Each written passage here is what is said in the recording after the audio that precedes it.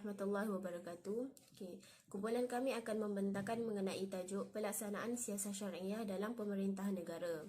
Nama saya Nur Atira Izzati binti Zainuddin, nombor matrik I191035770. Dalam pembentangan kami, subtopik yang akan dibincangkan iaitu mengenai definisi siasat syariah dari segi bahasa dan istilah, konsepnya, fungsinya sebagai mekanisme pentadbiran Islam, pandangan ulama serta dalil-dalilnya, syarat-syarat pemakaian siasat syariah, kepentingan pelaksanaannya, kehujahannya serta pelaksanaannya dalam pentadbiran di Malaysia. Okey, saya masuk kepada pengenalan ataupun pendahuluan bagi pelaksanaan siasat syariah ini. Okey, sistem politik merupakan sebahagian daripada Islam secara syumul. Namun perbezaan sistem politik Islam ni yang berasaskan syarak ataupun syariah Islam adalah berbeza dengan sistem politik yang diasaskan oleh manusia, yang mana ianya lebih kepada fahaman sekular. Dan dalam istilah fuqaha, sistem politik Islam ni dikenali sebagai siasat syariah. Ianya merupakan ilmu yang berkaitan dengan pengurusan pentadbiran dan pemerintahan sesebuah negara yang diturunkan oleh Allah Subhanahu Wa Taala. Dan ianya merupakan ilmu yang diturunkan untuk menguruskan dan menyelaraskan undang-undang di dunia. Dan siasat syariah ni telah diamalkan oleh Rasulullah SAW sejak dari zaman pemerintahan di Madinah, dan ianya diikuti oleh para sahabat serta para khulafah ar-rasyidin. Seterusnya kita masuk kepada definisi dari segi bahasa. Asal daripada perkataan siasat syariah ni berasal daripada dua perkataan dari bahasa Arab, iaitu al-siasah dan al-syariah. Siasah dari sudut bahasa Arab bermaksud menegakkan ataupun memelihara kemaslahatan ataupun kebaikan, dan syariah bermaksud bergantung kepada hukum syarak. Dan apabila digabungkan dua perkataan tersebut, istilah siasat syariah akan membawa maksud politik yang menepati ataupun berpegang kepada syarak. Seterusnya, definisi siasat syariah dari segi istilah. Definisi dari segi istilah, terdapat satu definisi yang selalu menjadi rujukan utama bagi ulama kontemporari, iaitu definisi daripada Ibnu Aqil, yang menyatakan bahawa siasat syariah ialah apa sahaja tindakan yang dapat membawa orang ramai lebih hampir kepada kemaslahatan menurut neraca syariah Islam dan terhindar jauh daripada kebinasaan, meskipun tindakan tersebut tidak dinyatakan oleh Rasulullah SAW dan tidak pernah diturunkan melalui wahyu. Dan ramai para ulama yang pada masa kini yang bersetuju dengan pentarifan tersebut. Manakala Dr. Yusuf Al-Qaradawi dalam bukunya iaitu Al-Siyasah Al-Syariah fi Nusus Al-Syariah wa Maqasidiha mengutarakan pandangannya yang tersendiri terhadap istilah siasat syariah ini, yang mana beliau memfokuskan bahawa siasat syariah ialah siasah yang berdiri di atas kaedah syarak, hukum hakam dan arahannya. Berlandaskan kepada berbagai definisi yang diutarakan, para sarjana menyimpulkan bahawa aplikasi siasat syariah boleh dibahagikan kepada dua aspek utama, iaitu sebagai kaedah pentadbiran dan pemerintahan negara serta kaedah penetapan hukum di bawah bidang kuasa kerajaan Islam. Sekian saja daripada saya. Terima kasih. Assalamualaikum warahmatullahi wabarakatuh. Nama saya Nur Syifa dan saya akan menerangkan konsep siasah syariah, di mana siasah dalam Islam yang terbina atas tujuan kemaslahatan hidup manusia berlandaskan syariat. Ada beberapa pandangan menurut Ibn Khaldun. Yang pertamanya, mendefinisikan siasat syariah sebagai satu mekanisme untuk menjalankan pentadbiran negara dan melaksanakan hukum-hukum, merancang dan meminda peraturan dan undang-undangnya melalui dua kaedah. Dua kaedah yang perlu dijalankan dalam siasat syariah ini. Yang pertamanya, siasat diniyah, iaitu berdasarkan kepada prinsip-prinsip syariat yang diturunkan Allah serta berkonsepkan keimanan dan pembalasan di akhirat kelak. Ini bermaksud peraturan-peraturan yang dijalankan tidak boleh dipersoalkan dan tidak boleh ditolak, disebabkan Allah Subhanahu Wa Taala dah tetapkan dah hukum-hukum yang sepatutnya kita jalankan. Kemudian siasah akliyah, yang mana wajib juga kita patuhi kerana tindakan ataupun dasarnya berpandu kepada kepentingan dan kemaslahatan masyarakat secara sepenuhnya. Sebabkan negara lain-lain ada masalah lain-lain dan zaman lain-lain pun ada masalah yang baru. Jadi kemungkinan kita perlu menggunakan istihad akal kerana ada kemungkinan ada masalah-masalah baru yang tidak ada nas yang jelas dalam Al-Quran dan Sunnah. Kemudian kerajaan ataupun ilmu yang bertanggungjawab menanggung manusia selaras dengan ketentuan syariat Islamiah yang mendatangkan kemaslahatan dunia dan akhirat. Adapun peraturan daripada pandangan akal yang dijalankan perlulah dijalankan kepada masyarakat untuk memenuhi kehendak kemaslahatan dunia dan menolak kemudaratan untuk menjamin keselamatan rakyat lah kan. Kemudian menurut Ibn Abidin pula mendefinisikan siasah syariah sebagai satu mekanisme yang mempunyai visi dan misi untuk membaiki keadaan rakyat dengan cara membimbing mereka ke jalan yang selamat di dunia dan akhirat. Jadi menurut beliau menegaskan implementasi hukum syariah dan menekankan aspek pentingnya maqasid syariah iaitu dalam memelihara agama, nyawa, akal, harta dan keturunan.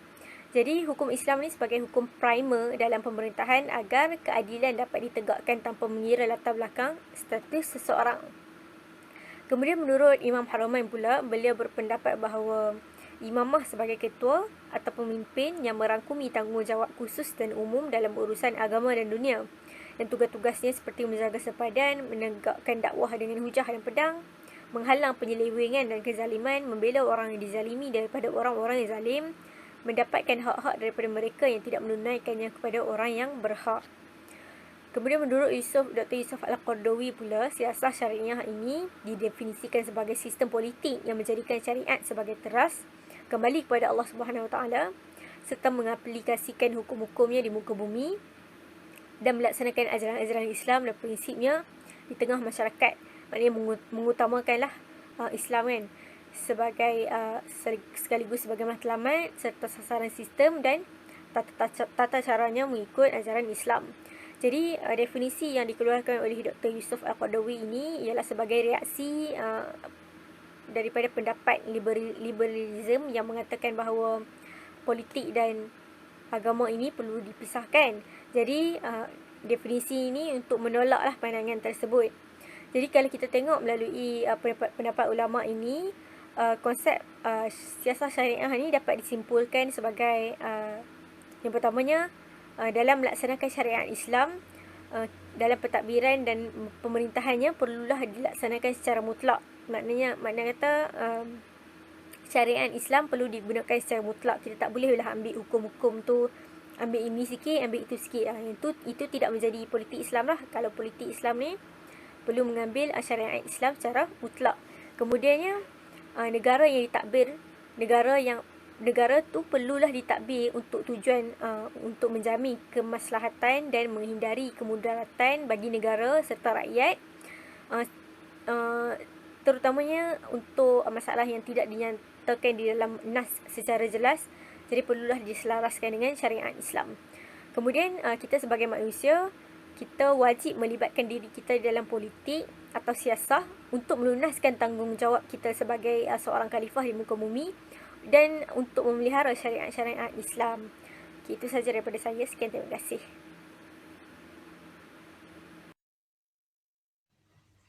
Assalamualaikum warahmatullahi wabarakatuh. Nama saya Nurul Syahidah binti Yusof. Nombor matrik I19304228. InsyaAllah saya akan menyambung pembentangan dengan subtopik Sasiah Syariah sebagai mekanisme pentadbiran Islam. Okey, baik, kita terus kepada slide yang pertama. Okey, kalau kita dapat lihat di sini, Sasiah Syariah adalah satu mekanisme untuk menjalankan pentadbiran negara dan melaksanakan hukum-hukum serta merancang dan meminda peraturan dan undang-undang. Seterusnya, poin yang kedua ialah Sasiah Syariah juga merupakan satu mekanisme yang mempunyai visi dan misi untuk memperbaiki keadaan rakyat dengan cara membimbing mereka ke jalan yang selamat di dunia dan akhirat. Okay, maksudnya kat sini, Sasiah Syariah ni akan berfungsi sebagai pengawal ataupun perancang dalam segala perkara yang boleh membentuk masyarakat ke arah kebaikan di dunia dan akhirat. Okey, contohnya kita dapat lihat Sasiah Syariah ni dia akan menjalankan program-program seperti program di masjid dan sebagainya. Poin yang terakhir ialah Sasiah Syariah ini juga akan bertindak sebagai penggerak utama dalam pentadbiran politik. Okey, dengan cara Sasiah Syariah ini akan mengatur segala urusan, contohnya urusan undang-undang, urusan politik, kewangan dan juga sosial masyarakat. Okay, untuk lebih memahami, saya akan berikan beberapa contoh. Okay, contohnya dari segi undang-undang, kita dapat lihat bahawa bagaimana hukum hudud itu dilaksanakan. Okay, contohnya di dalam pentadbiran negara Indonesia, contohnya mereka mengamalkan hukum hudud. Okay, Sasiah Syariah ini tidak seperti pentadbiran negara sekular kerana negara yang mengamalkan sistem sekular hanya berlandaskan undang-undang sivil sahaja. Okay, kemudian dari segi sosial, Sasiah Syariah ini akan bertindak mengawal segala aktiviti sosial masyarakat demi menjaga masyarakat ni daripada berlakunya kelalaian. Kalau kita lihat di zaman sekarang ini, banyak aktiviti-aktiviti yang tidak berfaedah daripada yang berfaedah. Jadi Sasiah Syariah ini akan mengambil akan mengawal segala aktiviti masyarakat daripada berlakunya kelalaian dan sebagainya. Okey, seterusnya dari segi kewangan. Sasiah Syariah ini akan bertindak sebagai mekanisme yang mengatur ataupun mengurus segala hal-hal yang berkaitan dengan kewangan. Hal ini bertujuan untuk mengelakkan daripada berlakunya pelelapan wang ataupun kemasukan wang haram dan sebagainya. Disebabkan perkara-perkara inilah Sasiah Syariah sendiri yang akan mengawal ataupun mengatur segala hal-hal yang berkaitan dengan kewangan. Okey, kita terus kepada slide yang seterusnya, iaitu dua golongan dalam sesebuah negara. Golongan pertama ialah golongan Muslim dan golongan yang kedua ialah golongan bukan Muslim. Di dalam sebuah negara akan terdapat dua golongan yang berada di bawah satu naungan, iaitu yang pertama golongan Muslim, yang kedua golongan bukan Muslim. Kalau di Malaysia ni majoritinya adalah Muslim lah, golongan Muslim. Manakala golongan bukan Muslim juga Muslim akan bergerak sebagai golongan minoriti. Kita terus kepada slide yang terakhir, iaitu urusan pentadbiran negara. Di dalam slide ini saya bahagikan kepada tiga bahagian. Yang pertama politik, yang kedua sosial dan yang ketiga ialah ekonomi. Kita lihat terlebih dahulu dari segi politik.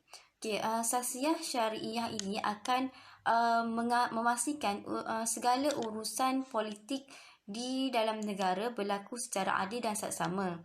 Sebagai contoh, kita lihat di Malaysia, kita mengamalkan sistem pilihan raya yang mana rakyat diberikan hak sepenuhnya untuk memilih calon yang mereka sukai. Hal ini amat berbeza dengan beberapa buah negara, contohnya Republik Korea Utara, yang mana di dalam sistem pemerintahan mereka tidak mengamalkan sistem pilihan raya.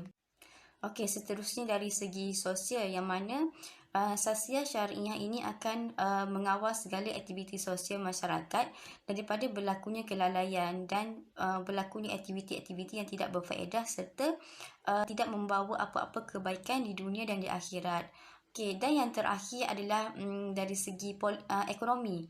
Sasiah Syariah ini akan mengatur pengurusan ekonomi negara dengan sempurna. Contohnya dari segi kewangan, supaya tidak berlakunya kemasukan dan pengeluaran wang haram. Assalamualaikum warahmatullahi wabarakatuh. Nama saya Kak Amalia Zawani binti Ko Yahya, nombor matrik I191053543. Baik, seterusnya saya akan membentangkan berkaitan dengan pandangan ulama tentang pemakaian siasah syariah. Baik, seperti yang kita tahu, siasat syariah ini telah digunakan sejak zaman Khulafa Ar-Rasyidin dan tujuannya adalah untuk memastikan maqasid syariah ini dapat diterapkan serta ia merupakan satu prinsip untuk membuat keputusan yang mana setelah tidak menemui penyelesaian bagi suatu maslahah masyarakat dalam sumber utama syariah. Dan siasat syariah ini tidak boleh digunakan secara bebas dan para ulama juga telah membincangkan siasat syariah ini sebagai mekanisme hukum dalam kitab masing-masing. Baik, yang pertama, pandangan Ibnu Farhun yang mengatakan bahawa keharusan penggunaan siasat syariah ini terbahagi kepada dua golongan, iaitu yang pertama adalah golongan yang menerima dan yang kedua pula adalah golongan yang menolak. Golongan yang menerima ini adalah golongan yang mana ia terlalu terbuka dan terlalu melampau dalam menggunakan siasat syariah ini dalam pemerintahan, yang mana ia boleh menyebabkan kepada unsur-unsur kezaliman, bid'ah, penyelewengan dan sebagainya. Manakala golongan yang kedua adalah golongan yang menolak, iaitu golongan ini mereka mengatakan bahawa metod penentuan hukum itu berbeza dengan syariat Islam dan ia boleh dikatakan mereka ini bercanggah daripada nas-nas syarak dan juga amalan Khulafa Ar-Rasyidin. Seterusnya, menurut pendapat Ibnu Qayyim, beliau bersependapat dengan Ibnu Farhun yang mana beliau menegaskan bahawa siasat yang adil ini tidak boleh disifatkan bercanggah dengan nas dan siasat itu hanya pada istilah sahaja, namun hakikat pada keadilan itu hanya kepada Allah dan Rasulnya.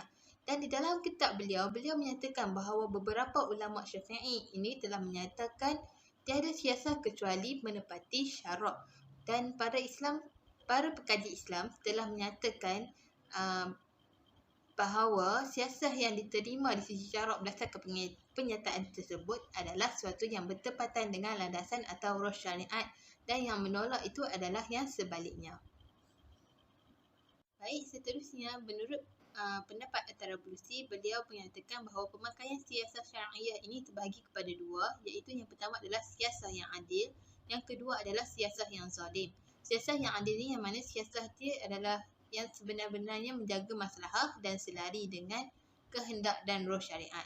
Manakala siasat yang zalim pula adalah yang mana pelaksanaan dia ni memang bertentangan dengan nas-nas syarak dan juga roh syariat.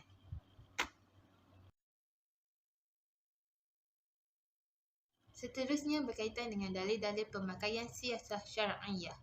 Okey, seperti kebanyakannya dasar-dasar pemerintahan ni yang dilaksanakan ni tidak termaktub dalam Al-Quran, hadis, ijma' dan juga pandangan para imam mujtahid. Dan kenapa ia tidak diletakkan peraturan yang selengkapnya? Kerana kemaslahatan manusia setiap zaman tu berbeza dan ia boleh menyebabkan meletakkan umat itu dalam kesempitan dan kesukaran untuk mengurus urusan duniawi.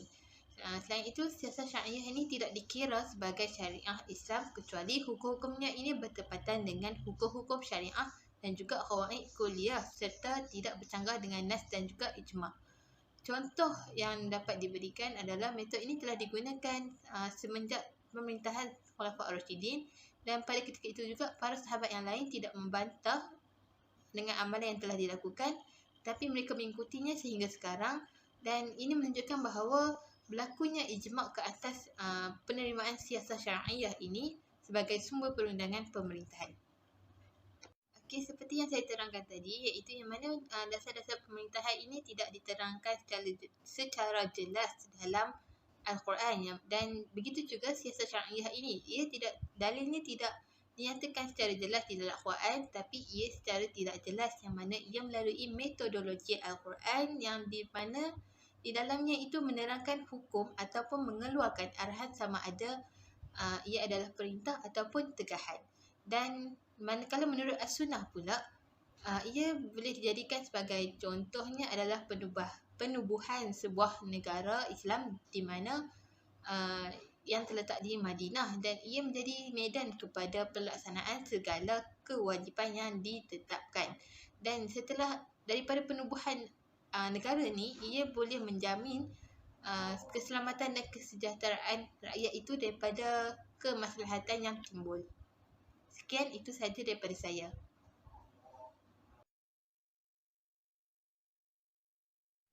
Bismillahirrahmanirrahim. Assalamualaikum warahmatullahi wabarakatuh. Nama saya Auni Munirah Ashikin binti Abdullah dan nombor metrik I191035665. Saya akan sambung pembincangan rakan saya dan saya akan ceritakan sedikit tentang syarat-syarat pemakaian siasah syar'iyah. Di sini saya nyatakan syarat-syarat daripada dua ulama. Yang pertama ialah daripada Dr. Ghalib Abdul Kafi, dengan beliau menyatakan 6 syarat. Yang pertama, hendaklah berlandaskan kaedah-kaedah yang diterima oleh syarak. Maksudnya setiap keputusan hukum-hukum yang dibuat di satu negara tu mestilah mengikut kepada kaedah yang betul. Contohnya kaedah yang boleh digunakan ialah maqasid syariah. Yang kedua, tidak boleh berlandaskan pemikiran yang bebas daripada dalil-dalil. Maksudnya setiap keputusan yang dilakukan oleh pemerintah tu mestilah tidak mengikut kepada kemahuan sendiri. Tak bolehlah sesuka hati nak buat keputusan mengikut pemikiran yang langsung tak nak terikat dengan mana-mana dalil. Yang ketiga, hendaklah tidak ke arah penderhakaan kepada Allah Subhanahu Wa Taala. Maksudnya pemerintah tu tak boleh nak buat keputusan yang melanggar perintah Allah. Dekat sini Allah dah jelas melarang umatnya melakukan perbuatan zina ataupun perbuatan yang mengarah kepada zina. Jadi contohnya konsep nyanyian. Pemerintah tak menghalang membenarkan konsep nyanyian diadakan di sebuah negara. Tak kira lah artis daripada luar negara ataupun dalam negara sendiri. Jadi setiap penonton yang pergi ke konsert itu akan bersama. Maksudnya lelaki dan perempuan akan duduk bercampur dalam satu konsep tu. Jadi perbuatan tu dah jelas menunjukkan bahawa itu mengarah kepada perbuatan zina. Seterusnya yang keempat, hendaklah tidak bercanggah secara hakiki dengan nas-nas syarak. Maksudnya setiap keputusan yang dibuat tu tak bercanggah secara hakikat dengan nas syarak. Contohnya syarak dah tetapkan hukum haram minum arak berdasarkan dalil Al-Quran. Tapi pemerintah ni luluskan permohonan untuk buat pesta arak secara besar-besaran. Itu dah jelas-jelas langgar hak nas syarak. Ini contoh daripada saya lah. Contoh saja. Seterusnya yang kelima, hendaklah bertujuan memenuhi kemaslahatan umum rakyat keseluruhannya. Maksudnya pemerintah tu perlu buat satu keputusan yang memberi kepentingan dan kegunaan yang berfaedah kepada semua rakyatnya, bukan kepentingan kepada dirinya sendiri. Dan yang terakhir ialah hendaklah tidak bercanggah dengan roh syariat ataupun dasar-dasar syariah. Seterusnya kita tengok kepada syarat-syarat yang dinyatakan oleh Ibnu Qayyim. Ia ada 4 syarat. Yang pertama, mestilah dilaksanakan secara adil menurut syarak. Maksudnya contohnya hukuman jenayah. Orang perlulah berlaku adil dalam hukuman jenayah. Walaupun orang tu, tak kira lah orang tu di antara orang biasa ataupun orang yang berkuasa. Salah tetap salah. Jadi perlu dijalankan hukuman tu secara adil, tanpa pengecualian. Yang kedua, mestilah merujuk kepada landasan dan sandaran ijtihad yang betul. Yang ketiga, syarat yang ketiga dan yang keempat ini lebih kurang sama dengan apa yang dinyatakan oleh ulama yang tadi, iaitu mestilah selari dengan roh syariat dan dasar-dasarnya. Dan yang terakhir ialah mestilah tidak bercanggah secara hakiki dengan nas-nas syarak. Jadi menurut berdasarkan syarat-syarat yang disebutkan tadi, pelaksanaan siasah syar'iyah ini bukanlah bermaksud pemerintah tu mempunyai kuasa yang mutlak untuk melakukan sesuatu keputusan, tapi mereka hanya terikat dengan syarat-syarat tu sebab nak menjaga kewibawaan siasah syar'iyah ni.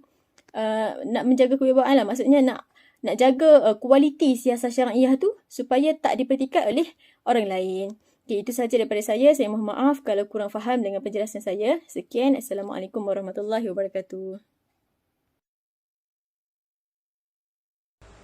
Bismillahirrahmanirrahim. Assalamualaikum warahmatullahi wabarakatuh. Nama saya Nur Amalina binti Zakaria, nombor metrik I191035660. Saya akan sambung membentangkan bahagian kepentingan siasah syariah dalam pemerintahan negara.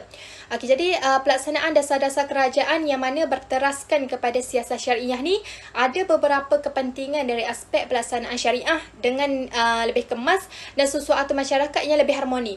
Kita tengok kepada kepentingan yang pertama, iaitu iaitu memastikan hukum syariah dilaksanakan dengan cekap.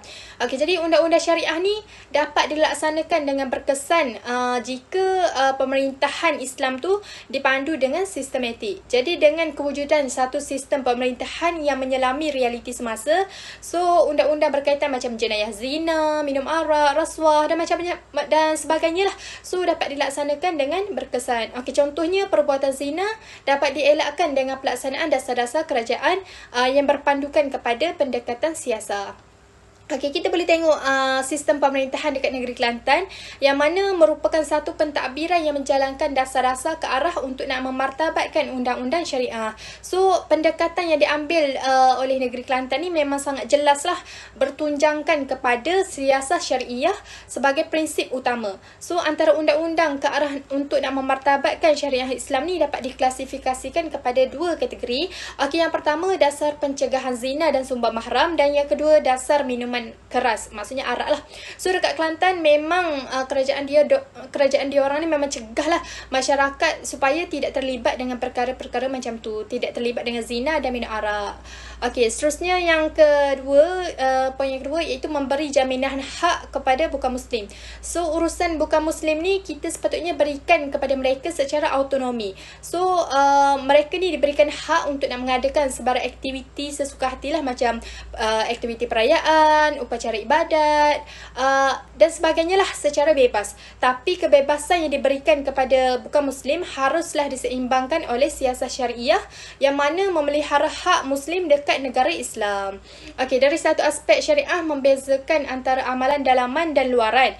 So aktiviti masyarakat bukan Muslim yang mana bersifat luaran ni boleh dilihatlah oleh masyarakat Muslim yang lain kan. So benda ni perlu dikawal oleh pemerintah demi untuk menjaga kemaslahatan umat Islam. So dapat kita simpulkan dekat sini bahawa siasah syariah ni mampu untuk memberi garis pertengahan dalam nak menentukan hak kepada masyarakat bukan Muslim dalam negara Islam. Okey, seterusnya poin yang ketiga iaitu mewujudkan sistem pentadbiran yang cekap. Okey, sistem pemerintahan terbahagi kepada dua peringkat iaitu peringkat negeri dan persekutuan. Okey, antara jawatan utama dalam wilayah ni ialah khalifah. Khalifah ni iaitu ketua negara. So, dengan tu majoriti ulama bersepakatlah untuk nak meletakkan lelaki ni sebagai syarat untuk memegang jawatan ketua negara. So, bila kita tengok realiti pemerintahan negara hari ini kan, ada macam-macam jawatan dekat dalam skop wilayah ammah. Contohnya seperti menteri dan seumpamanya lah diberikan kepada kaum wanita. So dekat dalam situasi ni ada dua pandangan yang berbeza lah. Okey, yang mana pertama wanita tidak boleh dilantik untuk menjadi menteri, dan yang kedua diharuskan sebab tak ada dalil. Okey, bila kita tengok kepada realiti masyarakat Malaysia hari ni yang mana mempunyai wanita-wanita yang berpendidikan serta berkebolehan lah. So benda ni macam menimbulkan persoalan lah. So gandingan buah fikiran daripada kalangan kaum lelaki dan kaum wanita dalam satu pemerintahan ni boleh mewujudkan satu sistem yang lebih cekap lagi. So bagi saya sangat wajarlah untuk diberikan peluang kepada kaum wanita untuk jawatan sebagai menteri berlandaskan siasah syariah dengan mengambil kira realiti tersebut. Okey, seterusnya poin yang keempat iaitu menjamin kebajikan masyarakat umum. Okey, aspek ni merupakan aspek yang paling penting sekali dalam pemerintahan Islam. Okey, sebab aspek kebajikan ni di mana bagi saya ianya sangat wajarlah untuk kita bagi penekanan yang khusus. Okey, sebab kebajikan yang terpelihara ni boleh membentuk sebuah masyarakat yang lebih harmoni dan sejahtera. Okey, jadi rakyat yang diperintah tu akan rasa senang, bersyukur, gembira semua tu atas segala program dan pentadbiran sesebuah kerajaan. Okey, contohlah kalau berlakunya pengabaian kebajikan dalam pentadbiran ni boleh untuk menimbulkan kekacauan, huru-hara politik dan rasa macam tak puas hatilah dalam kalangan rakyat sebab mereka rasa macam hak mereka tidak dipenuhi. Okey, contohnya langkah kerajaan ke arah untuk menjamin kebajikan rakyat adalah dengan memperbanyakkan lagi prasarana, kemudahan dari segi kemudahan hospital, peruntukan banjir, menyediakan skim BKM, peruntukan golongan miskin dan sebagainya lah. So dapat kita simpulkan dekat sini bahawa pendekatan siasah macam ni boleh akan membuahkan pemeliharaan kebajikan rakyat. Okey, so bagi saya sangat wajarlah program-program yang mendatang ni berkaitan dengan kebajikan rakyat ni diperbanyakkan lagi dan dikemaskan dari semasa ke semasa. Okey, itu saja daripada saya. Sekian, terima kasih. Assalamualaikum warahmatullahi wabarakatuh. Nama saya Kamalia binti Muhammad Zain, nombor matrik I19304282. Okey, saya akan membentangkan tentang pelaksanaan siasah syariah di dalam pentadbiran Malaysia. Siasah syariah ini merupakan sebuah sistem politik Islam yang mana dapat dilaksanakan dalam pentadbiran sesebuah negara Islam, terutamanya pada masa kini. Ini kerana siasah syariah ini dia bukan sahaja menitik beratkan tentang politik, namun ia juga menitik beratkan tentang maqasid syariah yang dapat diterapkan dengan sempurna dalam kehidupan umat Islam. Mengaplikasikan sistem siasah syariah dalam kehidupan ini tidaklah ditegah di dalam Islam selagi ianya tidak bercanggah dengan hukum syarak, serta ianya perlulah menjadikan Al-Quran dan juga hadis sebagai sumber rujukan utama dalam menetapkan sesebuah hukum. Manakala tujuan siasah syariah itu sendiri adalah untuk menjaga kemaslahatan masyarakat dalam bidang politik, sosial, kewangan dan sebagainya. Ia juga bagi memastikan kebaikan dalam kehidupan manusia ini terjamin dan dijauhi daripada perkara kesukaran. Antara pelaksanaan siasah syariah yang terdapat di Malaysia, saya kemukakan 3, iaitu yang pertamanya ialah penerapan nilai-nilai Islam dalam pentadbiran awam. Yang kedua, memartabatkan institusi masjid di Malaysia. Yang ketiga ialah perintah kawalan pergerakan. Dalam pemerintahan ataupun pentadbiran di negara Malaysia ini, ia juga mengaplikasikan sistem siasah syariah yang dikenali sebagai dasar penerapan nilai-nilai Islam. Menurut Medal, agama Islam ini bukan sahaja sebuah sistem kepercayaan, namun ianya juga merupakan sebuah peraturan dalam kehidupan bermasyarakat. Jadi ianya dapat dikenali sebagai masyarakat itu, bagaimana masyarakat dalam mengaplikasikan perkara ibadat, muamalat, undang-undang, munakahat dan sebagainya mengikut ajaran yang telah dilandaskan dalam agama Islam itu sendiri. Sebagaimana yang kita sedia maklum bahawa Islam adalah merupakan agama rasmi di Malaysia dan juga majoriti masyarakat Malaysia beragama Islam. Jadi, dasar penerapan nilai-nilai Islam ini dilaksanakan dalam pentadbiran awam pada tahun 1985 oleh Kerajaan Malaysia. Ia adalah untuk menjadikan pentadbiran awam itu berpandu kepada nilai-nilai kebenaran, keikhlasan, amanah, kecekapan, berdisiplin dan sebagainya. Ianya adalah untuk diterapkan dalam diri seseorang pekerja tersebut. Ianya juga untuk menjadikan sebagai budaya kerjaya masyarakat supaya dapat mempengaruhi organisasi serta dapat diaplikasikan budaya tersebut kepada rakyat apabila pekerja tersebut melaksanakan sesuatu urusan ataupun tanggungjawab yang telah diberikan. Dengan penerapan nilai-nilai Islam ini, masyarakat akan memandang tinggi terhadap Islam dan nilai-nilai ini tidak dipencilkan dan dipandang enteng dalam agenda pembangunan negara, serta ianya dapat bergerak selari dengan arus peredaran zaman. Seterusnya, memartabatkan institusi masjid di Malaysia. Pada awal zaman perkembangan Islam, masjid-masjid ini telah dijadikan institusi pendidikan yang mana para ulama, para alim melaksanakan kuliah-kuliah ilmu terhadap masyarakat seperti mengajar tentang ibadat, fiqh, berkongsi tentang sirah-sirah Nabi dan sebagainya pada masyarakat ketika itu.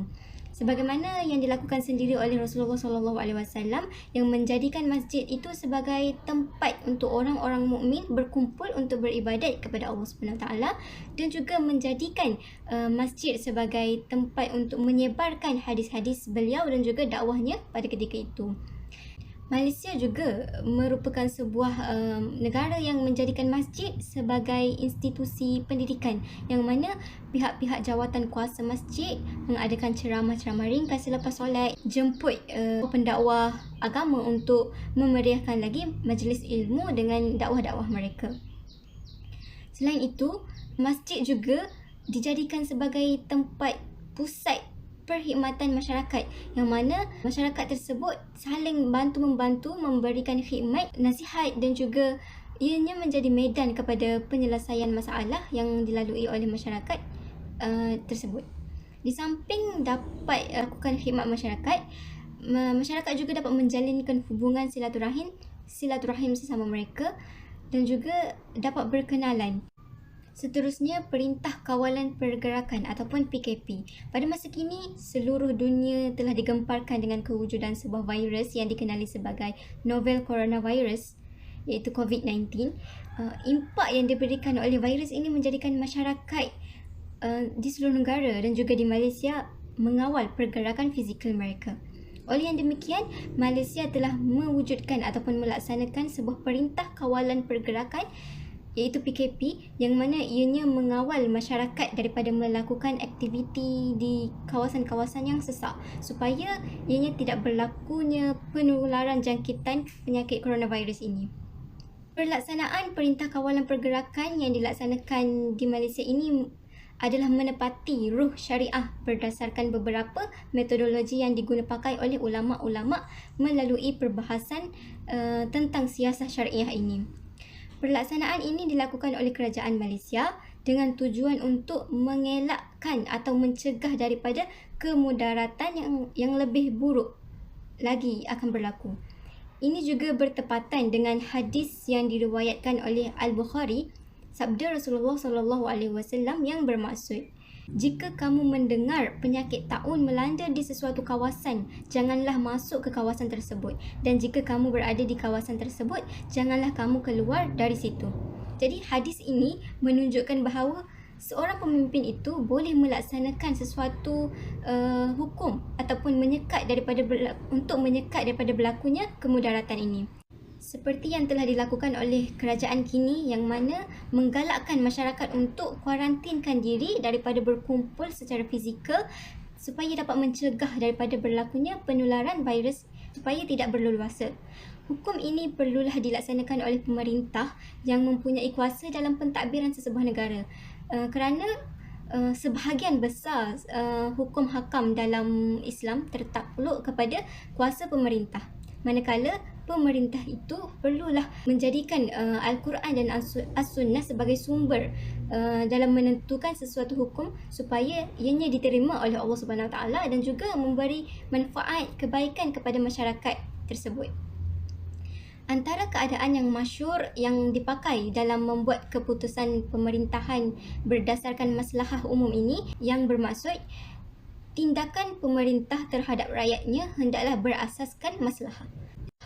Sebagaimana yang dikatakan juga oleh Syekh Abdul Wahab Khalaf, iaitu pemberian kuasa ada pada pemerintah untuk bertindak menurut maslahah selagi mana tidak menyanggahi usul agama iaitu Al-Quran dan As-Sunnah, meskipun tiada dalil khusus berkaitan dengannya. Selain itu, pelaksanaan masalah ini merupakan bab yang tiada dalil syar'i yang menghukumnya sebagai muktabar, iaitu diambil kira ataupun yang tertolak, mulghah. Berdasarkan pandangan yang diberikan oleh beliau ini, kita dapat simpulkan bahawa siasah syariah ini merupakan perbahasan mengenai urusan pentadbiran negara, iaitu negara Islam.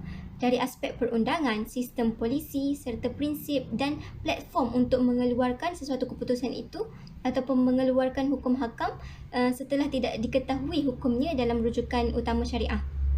Meskipun tiada nas syarak yang menyatakan secara jelas berkaitan dengannya. Walau bagaimanapun, penetapan hukum ini perlulah diserahkan kepada ijtihad dan juga kepada kebijakan pemimpin tersebut untuk menghasilkan sebuah masyarakat yang sentiasa dilindungi keadaan dan kepentingan umat Islam itu sendiri. Baik, seterusnya saya Anis Khairi Kamila binti Muhammad Zamani, nombor matrik I193041774 akan meneruskan pertanyaan ini dengan kehujahan siasah syariah. Yang pertama adalah siasah syariah ini adalah sebahagian dari instrumen dan medium syariah semestinya mempunyai peranan yang sama dengan syariah Islamiah. Sebagai contoh, syariah Islamiah mempunyai perbezaan dengan tasyri'. Dan yang ketiga, prinsip rosah sama seperti dalam hukum-hukum fiqh. Jadi bila mana sama, tidak ada maksudnya hujah yang sama, pendapat yang sama. Jadi layaklah untuk dikatakan siasat syariah ni setimbang dengan syariah Islamiah dan boleh dijadikan sebagai sistem politik Islam. Baik, yang keempat adalah maslahah yang selari dengan maqasid dan dasar-dasar hukum syariah itu sendiri. Jadi bila sama macam tadilah, yang ketiga tadi prinsip yang rusak tadi tu. Okey, yang kelima, hukum ini dipetik dari para mujtahid. Maksudnya hukum hujah, nak jadikan sesuatu hukum ni bukanlah satu yang kita boleh petik je kan. Kita cari orang yang berilmu, orang yang menggunakan Al-Quran dan Sunnah dalam kajian dia, supaya apa yang kita dapat daripada dia itu bukanlah sesuatu yang direka-reka. Okey. Jadi yang keenam adalah para khulafa ar-rasyidin telah mengaplikasikan kaedah siasat syariah ini dalam pemerintahan mereka. Jadi bukanlah kita yang baru mencipta sistem politik ni, tapi zaman dahulu pun telah ada dibina pada zaman khulafa ar-rasyidin, di mana seperti sistem syura, akan berkumpul, bermusyawarat kan. Jadi saja daripada saya. Sekian, terima kasih. Seterusnya, kesimpulan, pentadbiran Islam yang berlandaskan kaedah siasat syariah ini sememangnya terbukti dapat memastikan kesejahteraan dan keadilan wujud dalam kehidupan masyarakat. Ini kerana kaedah siasat syariah ini adalah sistem yang dapat membentuk satu corak pentadbiran manusia kerana ianya sepadan dengan naluri dan kehendak manusia itu sendiri. Maka dengan itu, sistem ini sangatlah baik berbanding dengan sistem yang direka oleh manusia yang menggunakan logik akal semata-mata. Dengan wujudnya sistem siasat syariah ini, seperti yang dilakukan oleh para ulama terdahulu, seperti sistem syura dan sebagainya, maka perjalanan pentadbiran sesebuah negara akan lebih licin, selamat dan sejahtera. Wallahu a'lam. Itu sahaja daripada kumpulan kami. Sekian, terima kasih.